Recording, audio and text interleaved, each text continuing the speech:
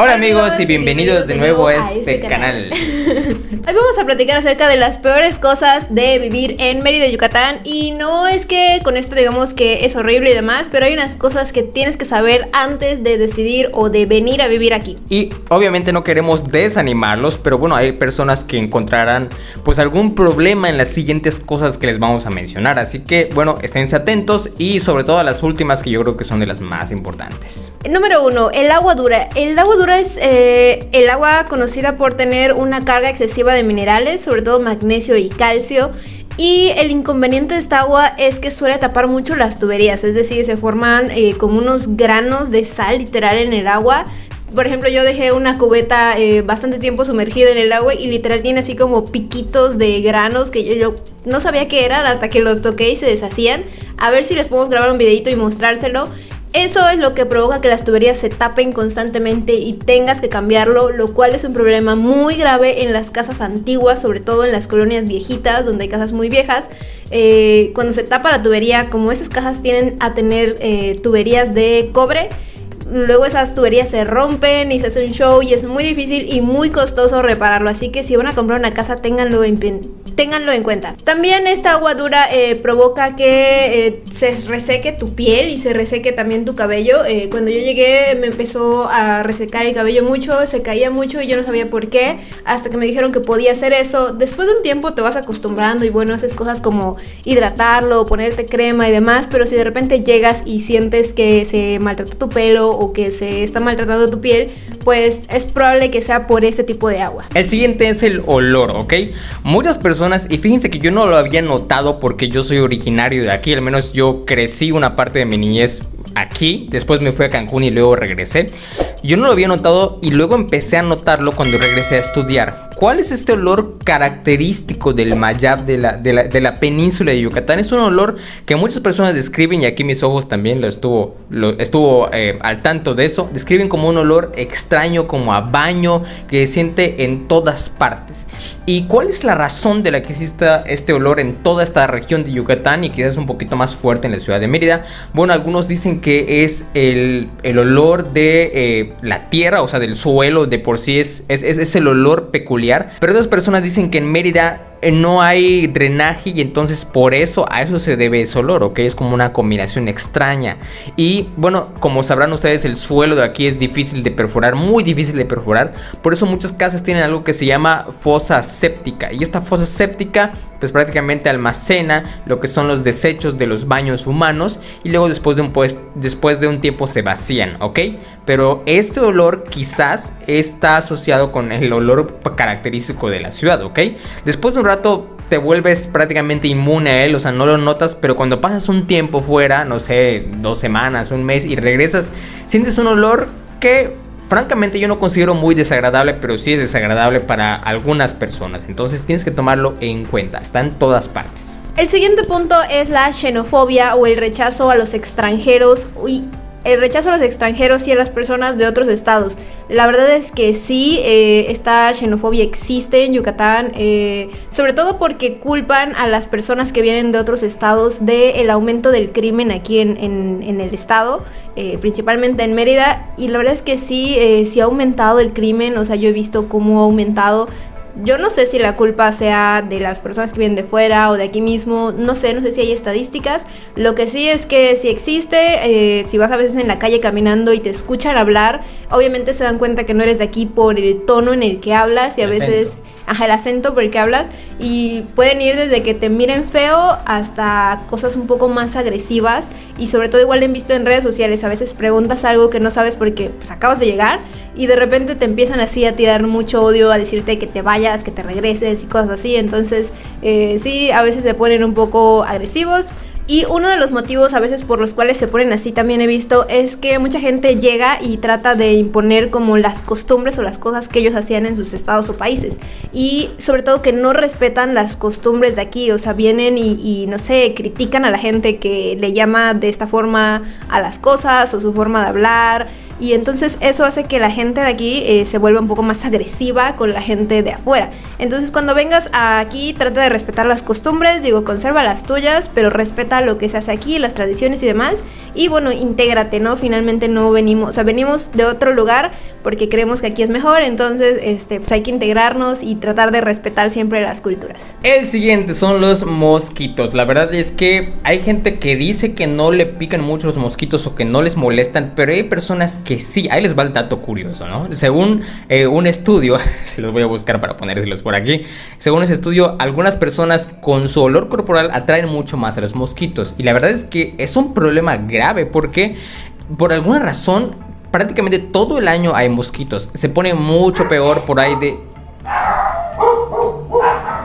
El tema de los mosquitos se pone mucho peor por ahí de mayo, junio, después de las lluvias. Y ahí, o sea, no puedes sobrevivir si no tienes el mosquitero. O sea, es necesidad básica, ok, y te pones un montón de repelente. Pero todo el resto del año siempre hay mosquitos, ok. Entonces, si eres de esas personas que son seguidas por los mosquitos como yo, híjole, es molesto, ok. Tienes que andar siempre con tu repelente o con pantalón o lo que sea, porque sí, es constante. Los mosquitos siempre están aquí por alguna razón. No lo entiendo muy bien. Se supone que su ciclo depende de las lluvias, pero bueno, aquí en prácticamente todos los meses del año hay mosquitos. Sí. Bueno, ahí les va una anécdota. Hay veces que pensamos que los mosquitos más grandes son los que pican más duro, y sí, hay mosquitos muy grandes. De repente, en ciertas épocas de lluvia salen unos mosquitos de 1,5 centímetros, o sea, son unas cosotas así grandotas. Pero de repente, o sea, todo el año hay mosquitos pequeñitos, chiquititos, que son muy difíciles de ver, ¿no? Entonces hay como que varias especies, es una jungla de mosquitos. La siguiente es el idioma. Y si tú hablas español, vienes de otro estado o algo así que habla español, pues dirás, listo, me voy y entiendo todo lo que dice. La verdad es que no. El español que se habla aquí, los yucatecos tienen como una especie de idioma propio o algo así. Es decir, llaman a las cosas por un nombre específico y tienes que ir aprendiendo estos modismos, estas cosas que se dicen, etcétera. Porque a mí me pasaba mucho cuando yo llegué y, por ejemplo, les voy a contar, cuando yo recién llegué, recuerdo que caminaba y veía los letreros que decían, se vende refresco de mango, o se vende refresco de pitaya, o refresco de sandía. Y yo decía, nunca he probado un refresco así, o sea, una gaseosa que tenga gas así, de ese sabor. Y hasta que un día me animé y dije, bueno, voy a ver a qué sabe el refresco de pitaya, sobre todo porque es una fruta de aquí y me parecía muy, muy extraño. Yo me imaginaba algo así como una especie de gaseosa, vino, algo así fresco, pero con ese sabor, o sea, con esa sensación gaseosa. Y cuando me dieron un agua de pitaya. O sea, para mí el refresco es el que tiene gas y las aguas de sabor son las que se hacen con la fruta y les echan agua y azúcar. Y me dieron un agua de pitaya. Entonces entendí que aquí le dicen refresco a las aguas, y cuando te venden un refresco de sandía es un agua de sandía, en realidad un agua con sabor a sandía. O me pasó también con los saborines, aquí les llaman bolis o les llaman paletas. Entonces una vez pedí una paleta de chocolate esperando una paleta como tal y me dieron un saborín de chocolate. Entonces ahora me he acostumbrado a preguntar como de qué son las cosas o cómo son las cosas, porque así luego pasan cosas extrañas. Otra cosa muy curiosa, y de hecho yo me percaté hasta hace poco, tengo 28 años y apenas me voy dando cuenta, ok, aquí en Yucatán todo se intenta acortar, ok, hablamos muy rápido y quizás yo hago las excepciones o intento corregirlo en los videos, pero yo crecí escuchando este español muy rápido, difícil de entender, y les voy a poner un ejemplo. Voy a decir una frase en español yucateco, ok, y luego la voy a decir como se debe de decir, ¿no? Estábamos al plazo y compramos un elote de 3 pesos. ¿What? ¿Qué es eso? Quise decir, estábamos en la plaza y compramos un elote de 3 pesos o de 30 pesos, no sé, no me acuerdo qué dije. Pero vean qué tan rápido hablamos, o sea, es inentendible a veces. Y en un intento de acortar las palabras, pues también algunas cosas cambian. Por ejemplo, cuando queremos decir que algo está bien, no decimos está bien, decimos está bien, o sea, está bien. Y ya estuvo. Hasta cambiamos la N por la M, es extraño. O si quieres decir, por ejemplo, otra cosa rápida. O por ejemplo, si decimos cuidado, no te vayas a caer, decimos Dao, no te vayas a caer. Sí. O sea, está muy extraño. Simplemente acortas todo porque no tienes tiempo de andar con tonterías de hablar bien en español. Tienes que hablar y comunicar tu mensaje rápidamente. Bueno, es parte del idioma yucateco español. La verdad es que al principio me costaba mucho entenderle y tenía que repetirme como 20 veces lo que me decía porque no le entendía.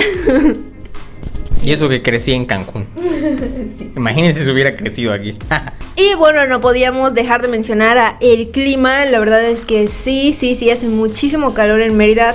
Todo el año hace calor. Yo llevo 10 años viviendo aquí y simplemente cuando llega el calor me pregunto cómo puedo vivir aquí.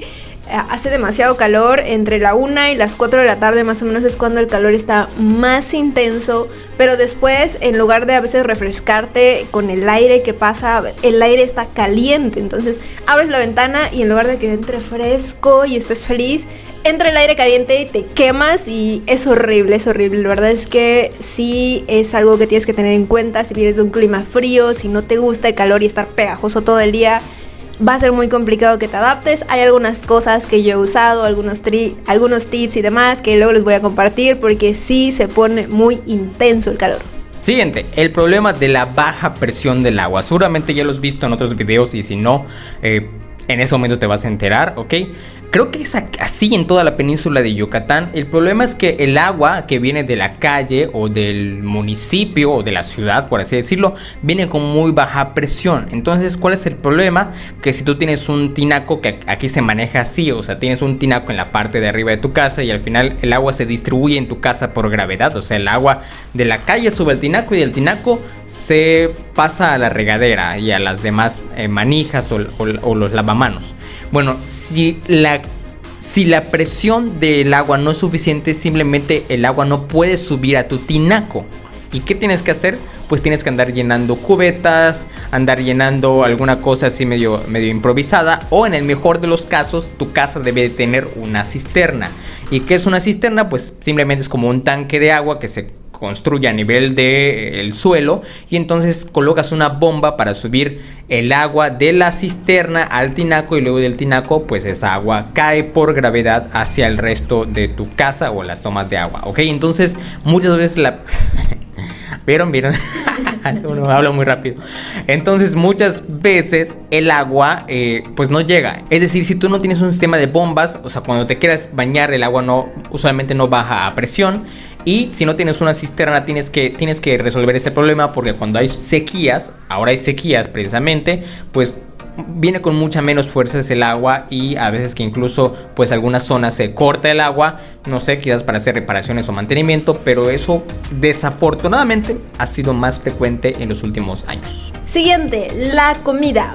La verdad es que la comida yucateca es riquísima, sabrosísima, a mí me encanta, pero sí tiene una desventaja. Y la desventaja es que normalmente cocinan todo con manteca de cerdo y es un poco complicado encontrar comida un poco más saludable si estás como cuidándote o tienes algún problema por consumir productos derivados del cerdo. Sí tienes que preguntar mucho qué le están poniendo o dónde se lo están poniendo, porque es muy normal que todo lo que esté frito o en general que casi todo sea cocinado con manteca de cerdo, que le da muchísimo sabor, pero si estás cuidando tu salud o si tienes algún problema en especial de salud, pues sí tienes que preguntar porque casi todo le van a echar eso, pero la verdad es que sabe muy rico. Y bueno, un último es acerca de las hamacas. Si no sabes dormir en las hamacas, bueno, si no sabes ni siquiera qué es una hamaca, te vamos a dejar por aquí una imagen de la hamaca. Muy extremo. Pero aquí suelen dormir casi todo el mundo en hamacas, entonces si de repente te invitan a dormir a la casa de alguien que es yucateco por completo o te invitan a dormir en un pueblo que es más común, si no sabes dormir en hamacas, yo te sugiero que te lleves una colcha o algo porque te la vas a pasar muy mal. A mí en lo personal sí me costó trabajo adaptarme a dormir en las hamacas. Hasta ahora todavía tengo un poco de problemas, pero bueno, es todo un arte dormir en las hamacas. Y bueno, vamos a hacer un video que me pareció curioso, ¿ok? Por ahí lo vi, sobre cómo rayos la gente hace el delicioso en las hamacas, o sea, cómo la gente hace el amor en las hamacas. Hay un librito local que se llama La Hamaca Sutra. Lo vamos a hacer, bueno, no lo vamos a hacer si no lo piden, así que si lo piden en los comentarios, ahí sí lo vamos a hacer, porque sí está un poco extremo, es un poco el reto, o sea, les voy a contar mi experiencia, Bueno, quizás no con lujo de detalles, pero es algo extraño para muchas personas la primera vez que sucede, ¿ok? Entonces, bueno, puede ser una curiosidad que les interese saber. Y eso fue todo. Es que todo el mundo duerme en hamaca aquí, entonces obviamente en algún punto te preguntas, ¿cómo lo hacen en la hamaca? Bueno, eso fue todo, muchas gracias por vernos. Les recordamos que vamos a empezar a subir más videos en inglés, ¿ok? Para todos aquellos países, aquellas personas que son de países angloparlantes, vamos a hacer videos en inglés para ustedes. Y si no, también pueden poner la traducción por aquí para que les salga todo en su idioma original, en su idioma natal. Nos vemos, no se les olvide suscribirse y darle click a la campanita. Nos vemos. Besos.